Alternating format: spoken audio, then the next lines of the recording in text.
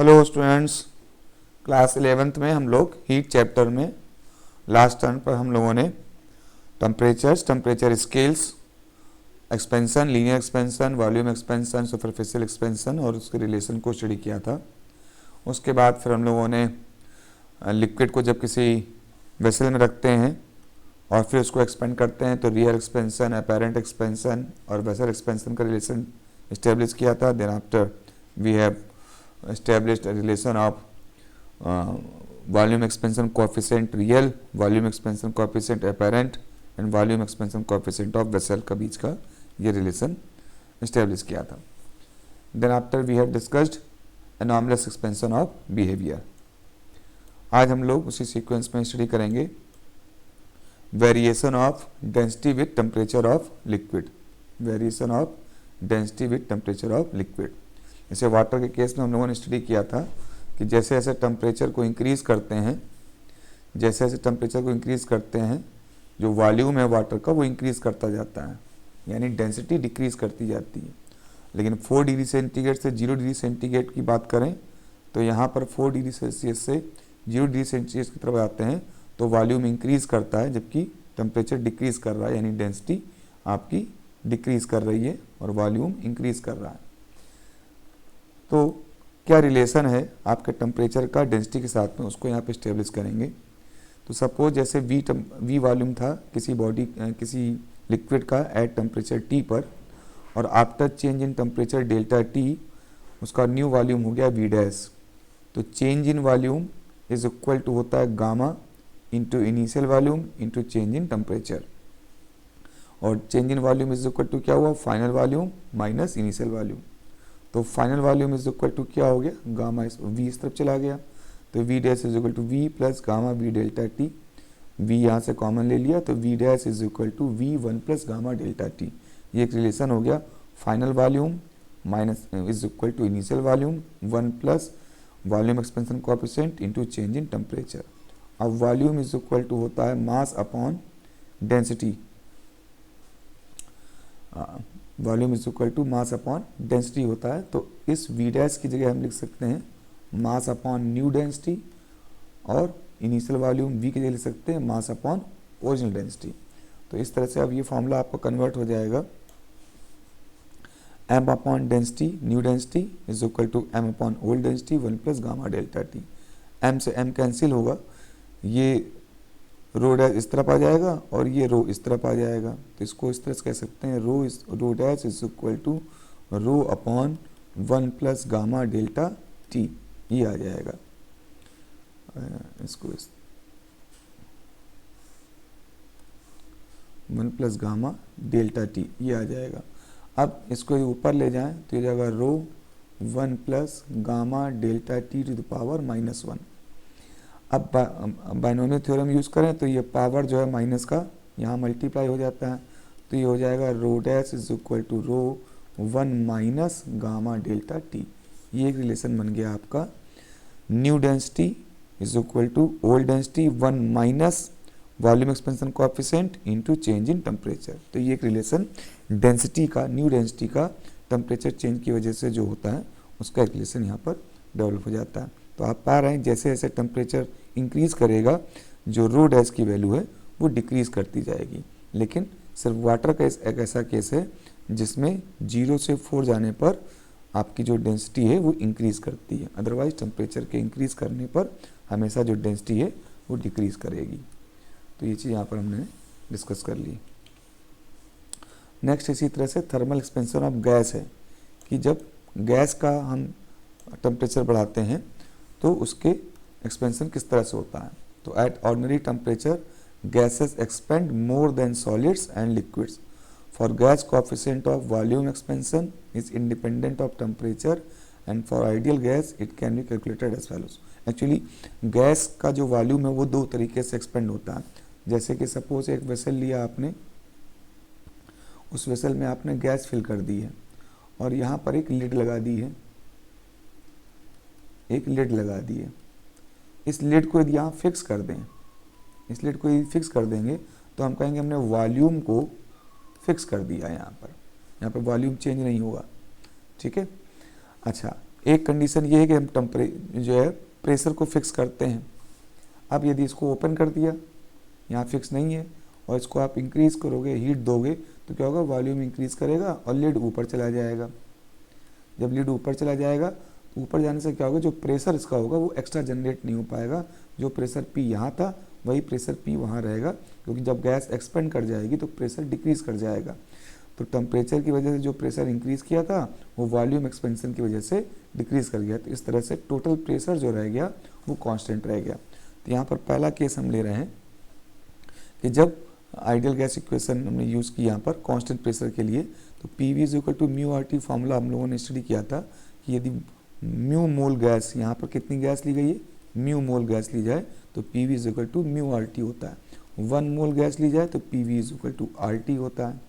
यहाँ पे 1 मोल गैस ली गई है, यदि म्यू मोल गैस ली जाए, 2 मोल गैस ली जाए तो PV is equal to 2RT हो जाएगा। 3 मोल गैस ली जाए तो PV is equal to 3RT हो जाएगा। म्यू मोल गैस लेंगे तो PV is equal to mu RT formula apply हो जाएगा। तो उस तरीके से यहाँ पर सपोज म्यू मोल गैस है तो PV is equal to mu RT हमारी आइडियल गैस इक्वेशन है। अब यहाँ पे यदि प्रेशर को कांस्टेंट मान लिया जाए और इसका डिफ्रेंशिएट कर दिया जाए तो PV is equal to mu RT है, जिसका डिफ्रेंशिएट करेंगे, पार्शियल डिफ्रेंशिएट करेंगे तो क्या हो जाएगा, तो P तो कांस्टेंट, उसका डिफ्रेंशिएशन नहीं होगा, केवल किसका डिफ्रेंशिएशन हो जाएगा, आपके वॉल्यूम का डिफ्रेंशिएशन हो जाएगा। म्यू कांस्टेंट है, R कांस्टेंट है, उसका डिफ्रेंशिएशन नहीं होगा तो फिर किसका हो जाएगा, टेम्परेचर का डिफ्रेंशिएशन हो जाएगा। तो P dV is equal to mu R dt हो जाएगा। तो वो यहाँ पर लिखा गया है कि P delta V is equal to mu R delta T। अब इसको हमने यहाँ से डिवाइड कर दिया तो P डेल्टा V ये लिखा ही था आपका, म्यू R डेल्टा T ये है, इससे डिवाइड कर दिया। तो जब इससे डिवाइड कर देंगे तो P dot delta V upon PV, अब यहाँ से हमने डेल्टा P और V को लिखा, बाकी को कैंसिल कर दिया। तो delta V is equal to क्या आ गया, यहाँ से म्यू R कैंसिल हो गया।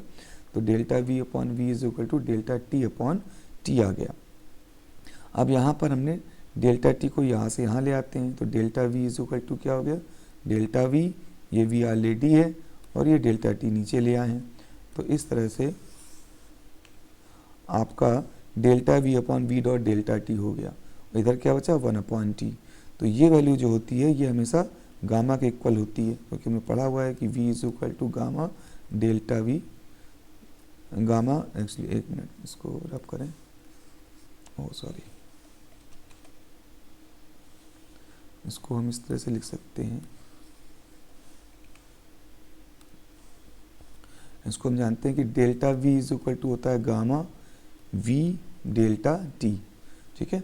तो इस तरह से यहाँ डेल्टा V, यहाँ delta V upon V upon delta T किसके इक्वल हो गया, गामा के इक्वल हो गया। और ये गामा क्या होता है, कोएफिशिएंट ऑफ वॉल्यूम एक्सपेंशन होता है। और यहाँ किस कंडीशन में ये आ रहा है, यहाँ पर ये कांस्टेंट प्रेशर की कंडीशन में आ रहा है, इसलिए इस गामा को क्या कहा गया है, coefficient of volume expansion at constant pressure. तो इस तरह से आपका जो coefficient of volume expansion at constant pressure है वो टेम्परेचर के रेसिप्रोकल के प्रोपोर्शनल है। इसी तरह से नेक्स्ट हम देखें यहाँ पर कोएफिशिएंट ऑफ प्रेशर एक्सपेंशन। अब हमने क्या निकालना है, प्रेशर में किस तरह से एक्सपेंशन होता है for ideal gas at constant volume. तो PV is equal to mu RT हम पहले जान चुके हैं। अब यहाँ पर फिर से हम डिफ्रेंशिएट करेंगे तो इस बार हमने क्या कांस्टेंट लिया है, वॉल्यूम कांस्टेंट लिया है। और हम ये देखना चाह रहे हैं कि टेम्परेचर के चेंज होने से किस प्रकार से आपके प्रेशर में चेंज होता है। तो इस बार प्रेशर में चेंज हो रहा है, वॉल्यूम कांस्टेंट तो बाहर आ गया, यहाँ पर म्यू R डेल्टा T हो गया। इसका डिवीज़न कर दिया, जब इसका डिवीज़न कर देंगे तो V delta P upon PV और म्यू RT, तो म्यू R से म्यू R कैंसिल हो गया और यहाँ पर V से V कैंसिल हो गया। तो delta P upon P is delta T upon T आया, डेल्टा T को यहाँ ले आएंगे तो delta P upon P delta T हो गया। और ये उसी तरह से फार्मूला होगा कि delta P is equal to gamma P delta T, यानी यहाँ पर गामा क्या है, ये प्रेशर कोएफिशिएंट है, कोएफिशिएंट ऑफ प्रेशर एक्सपेंशन है। तो इसको हम लोग करेंगे गामा V। ये क्या है, coefficient of pressure expansion at constant volume, क्योंकि यहाँ पर हमने कांस्टेंट वॉल्यूम रखा हुआ है। ये किसके इक्वल है, ये भी 1/T के इक्वल है। तो इस तरह किसी भी आइडियल गैस के लिए volume expansion coefficient at constant pressure और pressure expansion coefficient at constant volume इसके इक्वल होता है 1/टेम्परेचर के इक्वल होता है। यानी टेम्परेचर को यदि इंक्रीज करेंगे तो आपका जो गामा पी और गामा वी होगा वो डिक्रीज कर जाएगा। तो ये एक रिलेशन हो गया आपका किसमें coefficient of volume expansion at constant pressure और coefficient of pressure expansion at constant volume. इसी तरह से हम लोग देख सकते हैं यहाँ पर। अब नेक्स्ट बात करते हैं हीट की। अब हम यहाँ पर हीट की बात करेंगे और हीट को हम ऑलरेडी डिस्कस कर चुके हैं कि हीट क्या है। Heat is that form of energy which transfers from one body to another due to their temperature difference. ये हम लोग पहले भी डिस्कस कर चुके हैं कि दो बॉडीज़ हैं, एक का टेम्परेचर दूसरे के टेम्परेचर से ज़्यादा है तो हीट हमेशा higher temperature to lower temperature flow होगी और तब तक होगी जब तक कि दोनों का टेम्परेचर इक्वल ना हो जाए, और इस कंडीशन को हम लोग थर्मल इक्विलिब्रियम कहते हैं। तो ये हम लोग ऑलरेडी डिस्कस कर चुके हैं। नेक्स्ट देखते हैं, नेक्स्ट टर्म आता है आपका स्पेसिफिक हीट का। अब ये स्पेसिफिक हीट क्या है उसको समझते हैं।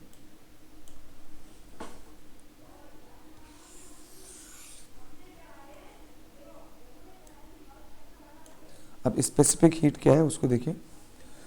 स्पेसिफिक हीट में क्या होता है कि किसी बॉडी, सपोज कोई बॉडी है, इसका मास यदि 1 हो, यूनिट हो, यानी यूनिट मास बॉडी का टेम्परेचर 1 डिग्री सेल्सियस चेंज करने के लिए जो हीट दी जाती है उसी को हम लोग स्पेसिफिक हीट कहते हैं। Suppose Q amount of heat दी गई है, M मास की बॉडी को टेम्परेचर चेंज किया गया है डेल्टा T। इसको ऐसे समझ सकते हैं कि M मास की बॉडी को, तो M मास की बॉडी को यदि आपको हीट करना है तो जो हीट आप देंगे वो इस बात पे डिपेंड करेगा कि कितना मास है, साथ साथ इस बात पे भी डिपेंड करता है कितना टेम्परेचर में चेंज करना है।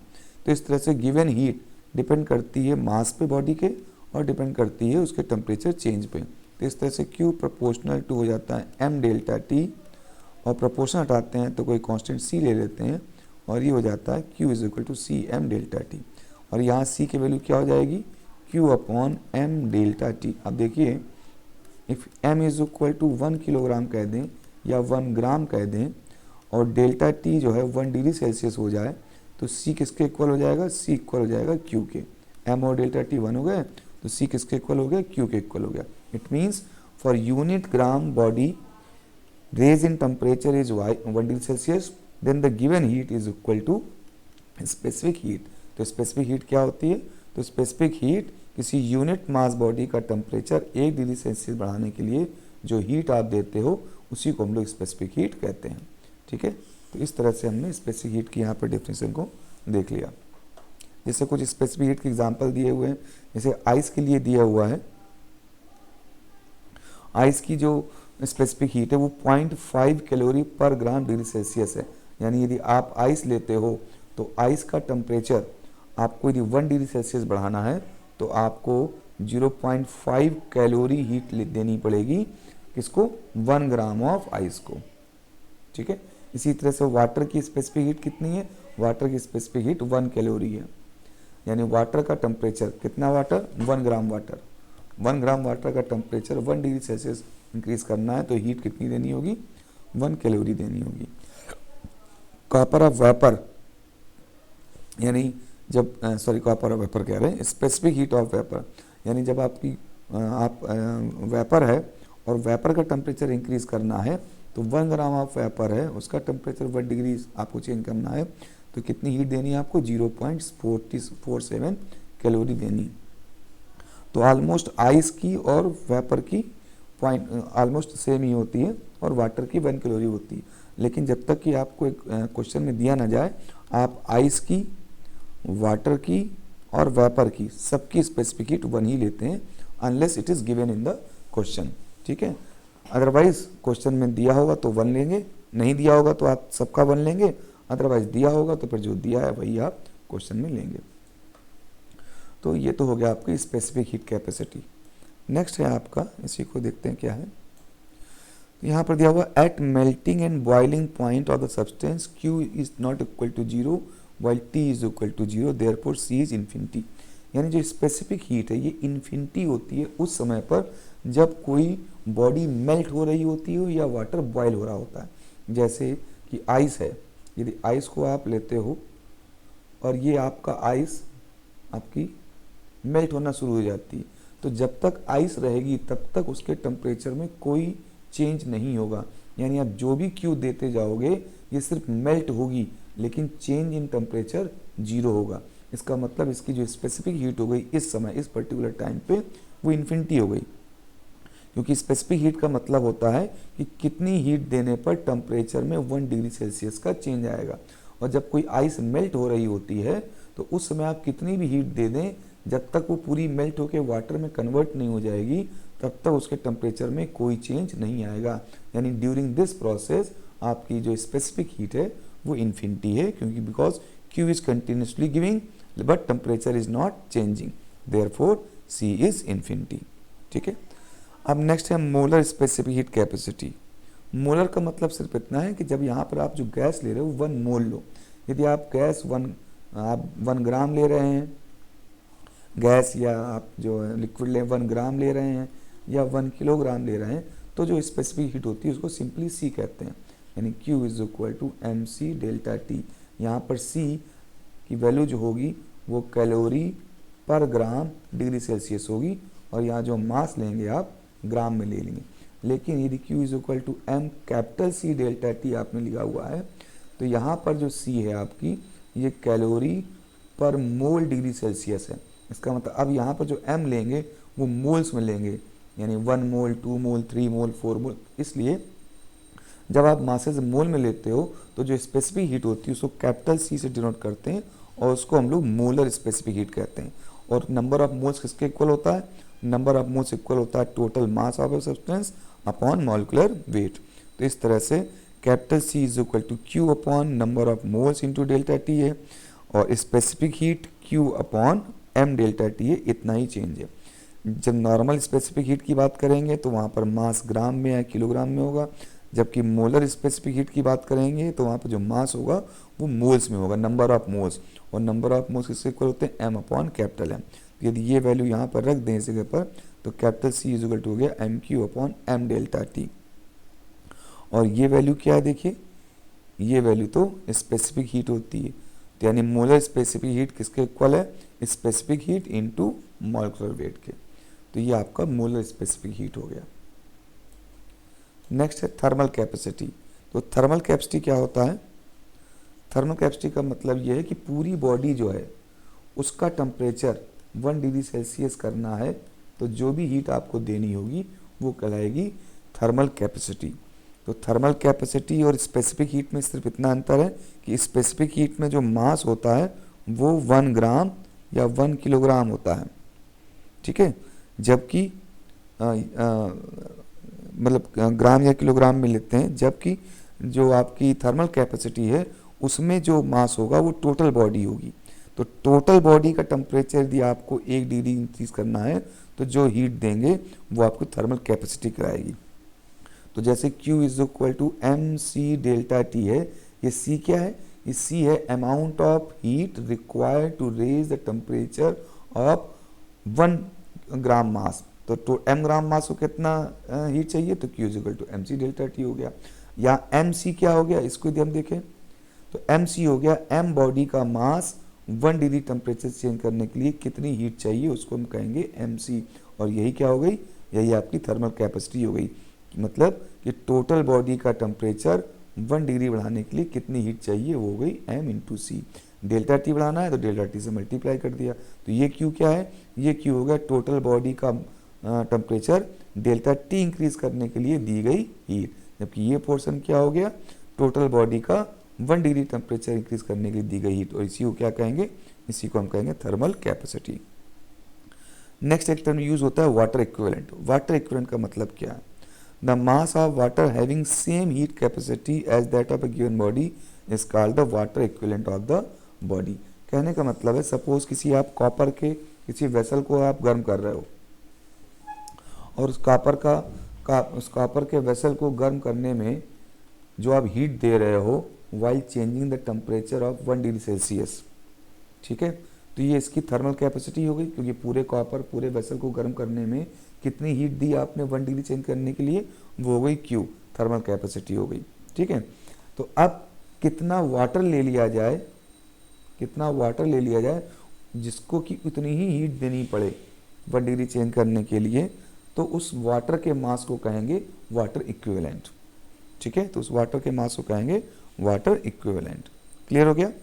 यानी किसी बॉडी को हम कोई हीट दे रहे हैं 1 डिग्री सेल्सियस चेंज करने के लिए टेम्परेचर, सपोज क्यू हीट दे रहे हैं इस पूरे वेसल को 1 डिग्री सेल्सियस टेम्परेचर चेंज करने में, या जितना भी चेंज करना, सपोज डेल्टा टी भी चेंज करना है, उसका भी कोई मैटर नहीं है।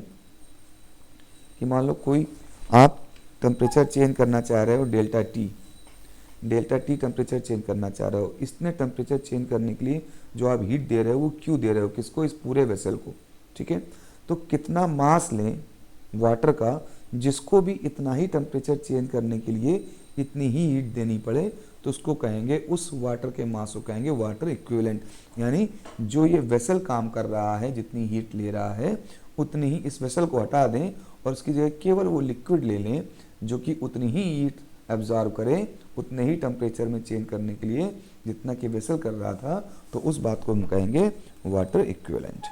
ठीक है, तो ये टर्म हो गया हमारा वाटर के इक्विवेलेंसी का। नेक्स्ट यहाँ पर एक आर्टिकल है हमारा प्रिंसिपल ऑफ कैलोरीमेट्री। अब ये प्रिंसिपल ऑफ कैलोरीमेट्री क्या कहता है कि if no heat exchange occurs between surroundings, मतलब कोई दो बॉडी, एक बॉडी ये हो गई और एक दूसरी बॉडी ये हो गई, अब इनको हमने आपको कनेक्ट कर दिया। ठीक है, या आपस में इस तरह से, रुकिए इसको ज़रा आप करें। अब दो बॉडी हो गई, एक बॉडी ये हो गई और एक बॉडी ये हो गई। अब ये दोनों बॉडी आपस में कांटेक्ट में है, तो इससे हीट, सपोज इसका टेम्परेचर T1 है, इसका टेम्परेचर T2 है और T2 ज़्यादा है, तो यानी इधर से हीट इसमें जाएगी। ठीक है, इधर से हीट इसमें जाएगी, कब तक जाएगी? जब तक कि दोनों इक्वल ना हो जाए। तो प्रिंसिपल ऑफ अब होता क्या है कि इसके सराउंडिंग में एयर भी होती है। जब सराउंडिंग में एयर है तो कुछ हीट इन दोनों से एयर में भी जा रही होगी, तो यदि इस एयर में जो हीट जा रही है इसको नेगलेक्ट कर दें, एयर में जाने वाली हीट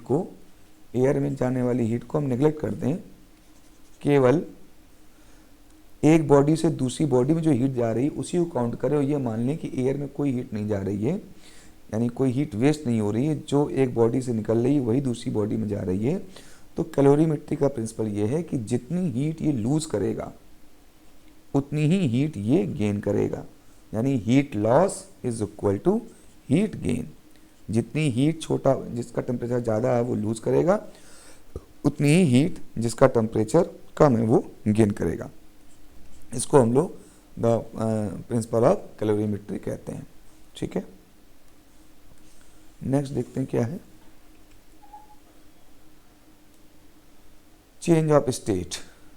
ठीक है, ये तो यहाँ पर चीज़ें हो गई। हम बात करते हैं चेंज ऑफ स्टेट पे। चेंज ऑफ स्टेट क्या है? जब हम किसी बॉडी को, या जैसे कोई सॉलिड बॉडी है, उसको उसका टेम्परेचर एक सर्टेन टेम्परेचर तक ले जाते हैं और उसके बाद वो सॉलिड बॉडी लिक्विड में मेल्ट होना चालू हो जाती है, तो उसको कहते हैं change of solid state into liquid state, और ये कहलाएगा melting change of melting point.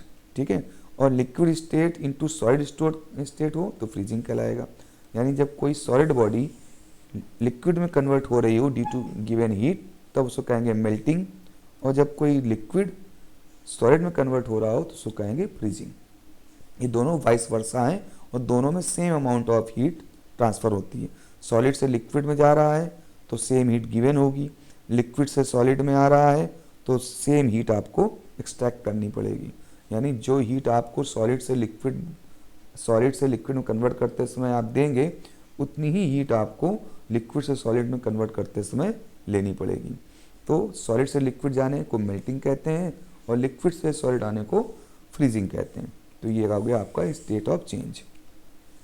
अब यहाँ पर जो बात ध्यान रखने वाली बात है कि जिस समय, जिस पॉइंट, जिस पोजिशन, कंडीशन में सॉलिड से लिक्विड में कन्वर्ट हो रहा है या लिक्विड से सॉलिड में कन्वर्ट हो रहा है, तो हीट तो आप एक्सचेंज कर रहे हैं, या तो हीट दे रहे हैं या फिर हीट ले रहे हैं, लेकिन यहाँ पर टेम्परेचर में कोई चेंज नहीं आएगा। डेल्टा टी यहाँ पर 0 रहेगा ड्यूरिंग द होल प्रोसेस। जब तक पूरा सॉलिड लिक्विड में नहीं कन्वर्ट हो जाता, या जब तक कोई लिक्विड सॉलिड में कन्वर्ट नहीं आता, तो इस प्रोसेस के during there will be no change in temperature, there will be no change in temperature.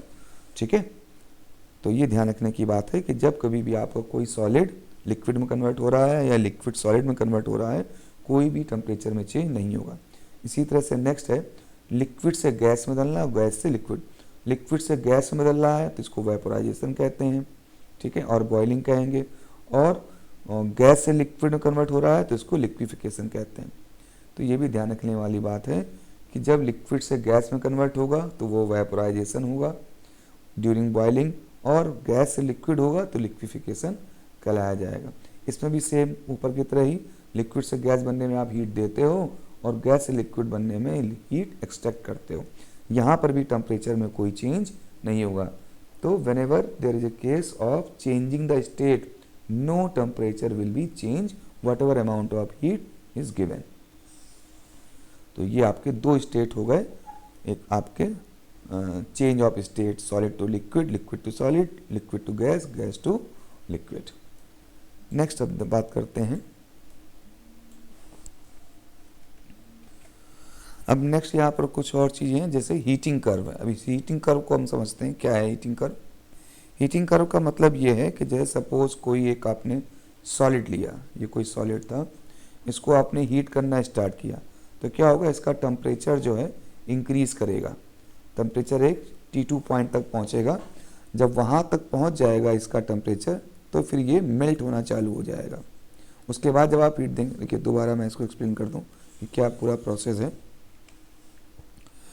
जैसे आपने कोई एक सब्सटेंस लिया, इसको ऐसे समझ लीजिए, आइस से एग्जांपल ले लेते हैं कि आइस लिया और आइस का टेम्परेचर सपोज -50 डिग्री सेल्सियस था। अब जब आप इसको हीट दोगे तो इसका टेम्परेचर, जो इसका स्टेट है, स्टेट तो आइस ही रहेगा लेकिन इसका टेम्परेचर -50 से इंक्रीज होकर 0 डिग्री सेल्सियस हो जाएगा। तो यहाँ पर आप क्या हो रहा है, आप हीट दे रहे हो और टेम्परेचर में चेंज हो रहा है, टेम्परेचर में चेंज हो रहा है, यानी टेम्परेचर में चेंज 0 के इक्वल नहीं है, टेम्परेचर में चेंज हो रहा है। तो ये वाला प्रोसेस तो यहाँ पर हो गया, यानी O से आपके इस पॉइंट तक, इस पॉइंट से लेकर इस पॉइंट तक, यानी आप टेम्परेचर में जैसे जैसे टाइम बीत रहा है आप हीट देते जा रहे हो और इसका टेम्परेचर इंक्रीज करके T1 तक पहुँच गया। ठीक, तो यहाँ पर आपका टेम्परेचर T1 पहुँच गया। तो ये जो पोजीशन है ये आपको O से इस पॉइंट तक शो हो रही है। फिर क्या होगा, अब इसका टेम्परेचर 0 पे पहुंच गया। अब आप इसको जब हीट दोगे तो ये लिक्विड में कन्वर्ट होने लगेगा और लिक्विड में कन्वर्ट हो जाएगा। लेकिन अब यहाँ पर जो टेम्परेचर होगा वो चेंज नहीं हुआ, यहाँ पर क्या हो गया, स्टेट चेंज हो गई। क्या चेंज हो गई, स्टेट चेंज हो गई। इसमें आप हीट दे रहे हो और टेम्परेचर में कोई चेंज नहीं हो रहा। तो ये देखिए ए से बी पॉइंट जो है आपका, टाइम बीतता जा रहा है, आप हीट देते जा रहे हो लेकिन इसके टेम्परेचर में कोई चेंज नहीं हो रहा। यहाँ पर भी टेम्परेचर T1 था और यहाँ पर भी टेम्परेचर T1 है। तो देखिए टेम्परेचर में कोई चेंज नहीं हुआ, आइस से कन्वर्ट हो गया लिक्विड में। अब जब लिक्विड बन गया, अब यहाँ पर इसको आप हीट दोगे, जब लिक्विड में हीट दोगे तो उसका टेम्परेचर क्या होगा, ये बॉयल करने लगेगा और इसका टेम्परेचर इंक्रीज करके 100 डिग्री सेल्सियस हो जाएगा। जैसे यहाँ पर B से C तक टाइम जैसे जैसे बीतता गया, हीट देते गए तो टेम्परेचर T1 से बढ़ के कितना हो गया, T2 हो गया। यानी अब टेम्परेचर 0 से बढ़कर 100 हो गया। अब पहले जो लिक्विड था यानी वाटर था वो बॉयल करने लगा। फिर अब जब यहाँ पर और हीट दोगे तो क्या होगा, ये वेपर में कन्वर्ट हो जाएगा। जब वेपर में कन्वर्ट होगा तो इसका जो टेम्परेचर होगा वो इंक्रीज नहीं करेगा जब तक till the whole liquid converts into vapour. तो यहाँ पर देखिए C से D तक जो लिक्विड है वो कन्वर्ट हो रहा है गैस में, लेकिन टेम्परेचर में कोई चेंज नहीं हो रहा। और एक बार सारा लिक्विड आपका कन्वर्ट हो गया गैस में, अब इसका टेम्परेचर कितना है, 100 डिग्री सेल्सियस, क्योंकि जितना टेम्परेचर आपके बॉइलिंग वाटर का था उतना ही टेम्परेचर आपके स्टीम का या वेपर का हो जाएगा। अब यहाँ पर जब इसका टेम्परेचर, इसको फिर और हीट देते हैं तो फिर जो वेपर होगी उस वेपर का टेम्परेचर T2 इंक्रीज कर जाएगा, वो T3 हो जाएगा, वो 200 डिग्री सेल्सियस हो जाएगा, वो 500 डिग्री सेल्सियस हो जाएगा, वो 600 डिग्री सेल्सियस हो जाएगा। तो इस तरह से यहाँ पर फिर उसका टेम्परेचर चेंज होने लगेगा। तो ये हो गया पूरा प्रोसेस हीटिंग कर्व का। इसीलिए आपने सुना होगा जो वेपर होती है उसका जो टेम्परेचर होता है वो 100 degree, 200 degree, 300 degree, 500 degree, 600 degree Celsius होता है, लेकिन जो वाटर होता है उसका टेम्परेचर कभी भी 100 से ऊपर नहीं होता, क्योंकि वाटर का टेम्परेचर 100 से ऊपर नहीं होगा। जब आप और हीट देंगे तो वो उसी टेम्परेचर के वेपर में कन्वर्ट होना शुरू हो जाएगी, और जब तक पूरा कन्वर्ट नहीं हो जाएगी तब तक वाटर का टेम्परेचर आप 100 से इंक्रीज नहीं कर सकते। तो ये पूरा प्रोसेस हो गया आपके हीटिंग का। अब यहाँ पर एक वर्ड देख रहे हैं यूज आ रहा है लैटेंट हीट। तो इस लैटेंट हीट को हम लोग यहाँ पर समझ लेते हैं कि व्हाट इज लैटेंट हीट। तो जब स्टेट चेंज हो रहा होता है, जैसे अभी हमने देखा कि आपकी आइस है और आइस को हम लिक्विड में कन्वर्ट कर रहे हैं, तो उस समय जो हीट दे रहे हैं तो उसमें क्या हो रहा है, स्टेट में चेंज हो रहा है, स्टेट में चेंज हो रहा है, लेकिन टेम्परेचर में चेंज कोई नहीं हो रहा है। तो इसलिए स्पेसिफिक हीट तो इन्फिनिटी हो गई, यहाँ पर कितनी भी हीट दो टेम्परेचर में चेंज नहीं हो रहा है, इसलिए स्पेसिफिक हीट इन्फिनिटी हो गई। क्योंकि स्पेसिफिक हीट का मतलब होता है 1 डिग्री टेम्परेचर चेंज करने में कितनी हीट दे रहे हैं आप किसी 1 ग्राम सब्सटेंस को। तो यहाँ पर कितनी भी हीट दो, ये तो स्टेट चेंज हो रही है, इसलिए टेम्परेचर चेंज होगा नहीं, तो स्पेसिफिक हीट इन्फिनिटी हो गई। तो इस समय वैसे टेम्परेचर चेंज होता है तो क्यू निकालने का आपको फॉर्मूला पता है, Q is equal to M C delta T होता है। अब यहाँ टेम्परेचर जो चेंज हो नहीं रहा है तो इस फॉर्मूले का हम यूज़ करेंगे नहीं, तो फिर कौन से फॉर्मूले का यूज़ करेंगे, तब हम यूज़ करते हैं Q is equal to M L. यहाँ एल जो होती है वो लैटेंट हीट होती है, और लैटेंट हीट की डिफिनेशन क्या है, यहीं से देखें, एल इज इक्वल टू हो जाएगा क्यू अपॉन एम। यदि एम आपका 1 ग्राम या 1 किलोग्राम है तो एल इज इक्वल टू किसके इक्वल हो गया, इसको यहाँ पर करते हैं ऐसे। अब यहाँ पर देखिए Q is equal to M L एक फॉर्मूला यूज़ करते हैं, जैसे Q is equal to M C delta T है, टेम्परेचर चेंज होता है तब इस फॉर्मूले को यूज़ करेंगे, और सब्सटेंस का स्टेट चेंज हो रहा है तो इस फॉर्मूले को यूज़ करेंगे। यहाँ पर L एक कांस्टेंट है, उसको लैटेंट हीट कांस्टेंट कहते हैं, तो L इज इक्वल टू क्या हो, Q अपॉन एम। यहाँ M is equal to 1 kg या 1 ग्राम हो तो L इज इक्वल टू क्या हो गया, Q हो गया। It means for changing in state, while changing in state, what amount of heat is required to change the state of a 1 kilogram or 1 gram substance? That amount of heat is known as latent heat L। यानी 1 kilogram की को change करने के लिए, 1 kilogram substance को एक state से दूसरे स्टेट में चेंज करने के लिए L अमाउंट ऑफ हीट चाहिए, तो M किलोग्राम को चेंज करने के लिए कितनी चाहिए, ML। यानी ML क्या हो गई, टोटल अमाउंट ऑफ हीट हो गई, जो m ग्राम या m किलोग्राम सब्सटेंस को चेंज करने के लिए एक स्टेट से दूसरे स्टेट में आपको जो अमाउंट ऑफ हीट चाहिए उसको हम Q कहेंगे। अब मास यदि किलोग्राम में होगा तो लैटेंट हीट भी आपकी किलोग्राम में ही होगी, तो इस लैटेंट हीट का यूनिट क्या होगी उसको जरा देख लेते हैं, एक बार समझ लेते हैं। तो जैसे यहाँ से हमने देख लिया Q is equal to M L है तो L is equal to Q by M है, ठीक है। अब Q यदि आपका मास ग्राम में है तो Q जो हो जाएगा आपका जूल में लिखें या कैलोरी में लिखें, तो L की यूनिट हो जाएगी कैलोरी पर ग्राम। यदि मास आपका किलोग्राम है तो ये हो जाएगा किलो कैलोरी पर किलोग्राम। तो इस तरह से लैटेंट हीट भी स्पेसिफिक हीट की तरह, जैसे स्पेसिफिक हीट क्या होती है, gram degree Celsius, sorry calorie पर ग्राम डिग्री सेल्सियस, या किलो कैलोरी पर किलोग्राम डिग्री सेल्सियस। तो जिसमें मास होता है उसी तरह से कैलोरी भी चेंज आती है। मास किलोग्राम में है तो जो Q होगा आपका C is equal to Q upon M delta T. यदि मास आपका किलोग्राम है तो स्पेसिफिक जो Q होगा वो भी किलो कैलोरी हो जाएगा, ठीक है। और मास आपका ग्राम में है तो Q भी आपका कैलोरी में हो जाएगा, कैलोरी पर ग्राम डिग्री सेल्सियस। तो ठीक उसी तरह से जो लैटेंट हीट है उसमें भी मास यदि ग्राम है तो आपका जो अमाउंट ऑफ हीट है वो कैलोरी में होगी, तो कैलोरी पर ग्राम हो जाएगा। मास आपका किलोग्राम में है तो जो Q होगा यानी जो अमाउंट ऑफ हीट होगी वो किलो कैलोरी पर ग्राम हो जाएगी। तो इस तरह से जब किसी बॉडी का स्टेट चेंज होता है उस समय जो हीट देते हैं वो Q is equal to M L से देते हैं, और जब टेम्परेचर में चेंज होता है तो उस समय जो हीट देते हैं वो Q is equal to M C delta T फॉर्मूले से देते हैं। टेम्परेचर चेंज के समय हम स्पेसिफिक हीट का यूज़ करेंगे, स्टेट चेंज होते समय हम L का यानी लैटेंट हीट का यूज़ करेंगे। तो आज के लिए इतना ही, ये चैप्टर आपका कंप्लीट हो गया। नेक्स्ट डे पर हम लोग इसके आगे स्टार्ट करेंगे। इससे कुछ क्वेश्चंस करिए, यदि वो नहीं आते हैं तो मुझे पोस्ट करिए, मैं आपको क्वेश्चंस के आंसर या सोल्यूशन बता दूंगा। तो नेक्स्ट टाइम तक के लिए बाय बाय, जय हिंद।